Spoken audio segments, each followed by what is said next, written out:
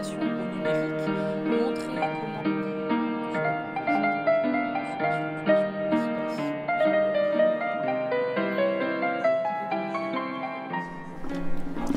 Bonjour Mathieu Gendron. Bonjour Claude. Vous êtes directeur du numérique pour l'éducation et vous avez pris votre poste il y a peu de temps. Vous êtes présent aujourd'hui à Senon, aux boussoles du numérique, les ports. Est-ce que vous avez un message à transmettre à l'ensemble des enseignants, des personnels d'encadrement, des inspecteurs qui participent au plan national de formation qui est associé aux boussoles du numérique? Le message, c'est ayez cette curiosité, continuez à avoir cette curiosité. Le numérique, on y rentre. Le numérique, c'est le monde de demain. Le ministère soutient fortement l'ensemble des travaux, l'ensemble de l'innovation qui est en train de se créer autour du numérique. C'est un mouvement d'appropriation d'une nouvelle culture, un mouvement qui est général, dans lequel on s'inscrit et dans lequel on souhaite inscrire le plan numérique qui a été décidé par le gouvernement. Un des points qui est essentiel et qui est fortement porté par ces boussoles, c'est l'appropriation par justement les équipes enseignantes de ces nouvelles pratiques, de cette nouvelle culture. Et c'est véritablement au sein d'organisations comme les boussoles qu'on trouve effectivement toute cette collaboration et l'émergence d'une nouvelle coopération entre les enseignants. Donc l'appropriation qui fait partie vraiment d'un des chantiers, probablement le premier chantier de notre plan numérique, qui est comment on va faire pour transformer les pratiques pédagogiques, pour faire en sorte qu'on utilise le meilleur du numérique, pour faire en sorte qu'on arrive à promouvoir l'égalité des chances dans le numérique. Les élèves arrivent dans la classe avec un niveau, avec le niveau social amené par les parents et n'ont pas forcément la compétence numérique qui est nécessaire pour vivre dans le monde de demain. Un monde où la culture numérique est omniprésente.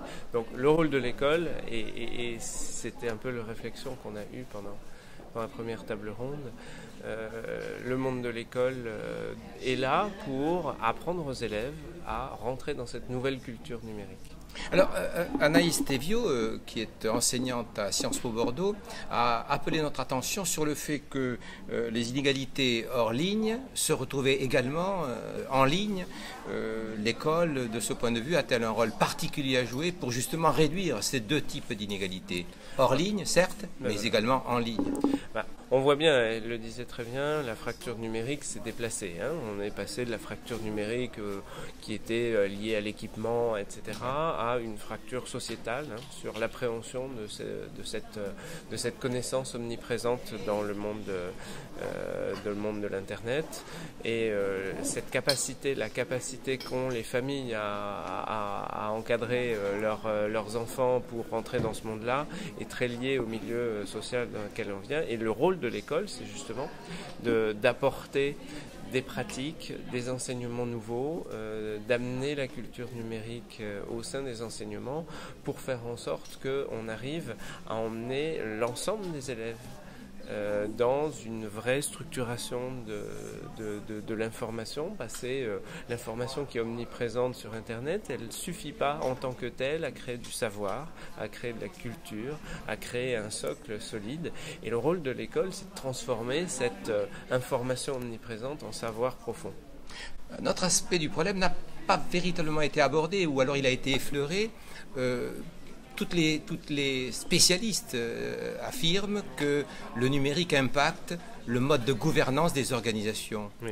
Est-ce que la création de la direction du numérique pour l'éducation et est-ce que la nouvelle organisation administrative de la centrale de l'éducation nationale participe de cette présence aussi forte, je dirais, de l'horizontalité dans ces systèmes qui étaient quand même relativement verticales.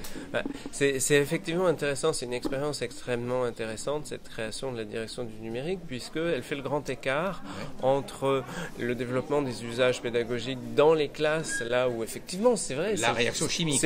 C'est le cœur de métier de l'éducation, donc on est vraiment au cœur de la chose, mais on embarque l'ensemble de l'informatique du système éducatif, le système de gestion des ressources humaines, le système de gestion financière, et c'est ça qui est intéressant, c'est de dire qu'on ne peut pas d'un côté dire à des chefs d'établissement qu'on va faire du numérique dans les classes et qu'on va par une grande baguette magique amener des choses extrêmement nouvelles, du haut débit, etc. Alors que eux, ce qu'ils connaissent du numérique, c'est des systèmes informatiques des années 80. On est obligé de transformer globalement le système et la création de la direction du numérique amène cette transversalité. C'est extrêmement intéressant de voir combien il est important de modifier les modes de collaboration aussi dans les équipes d'administration, dans les équipes de dirigeants, etc. C'est très éloigné des pratiques actuelles. Hein. Et voilà. Alors nous, la direction du numérique, on s'attache vraiment beaucoup à être exemplaire dans ce domaine-là. On travaille énormément avec les académies, on travaille énormément en réseau. On essaye de travailler beaucoup plus en bottom-up. On est dans un monde, j'aime bien ce que dit Edgar Morin de la complexité. On est dans un monde complexe où chacune des parties est intelligente. Et pour profiter de l'intelligence de tous et faire en sorte que globalement le système produise quelque chose d'utile pour tout le monde, ce qui est important que le ministère, on n'est pas dans un mode de je commande et je contrôle ce qui est fait. Ça marche pas dans un monde complexe. On peut démontrer, les scientifiques démontreront que le système de pilotage de quelque chose comme ça est encore plus complexe que le système complexe à piloter. On doit rentrer dans un monde de je développe une vision et j'anime un réseau. Et je développe une vision et j'anime un réseau, c'est véritablement notre rôle et notre mode de fonctionnement, le mode de fonctionnement de la direction du numérique pour l'éducation. Merci beaucoup, Mathieu Gendron.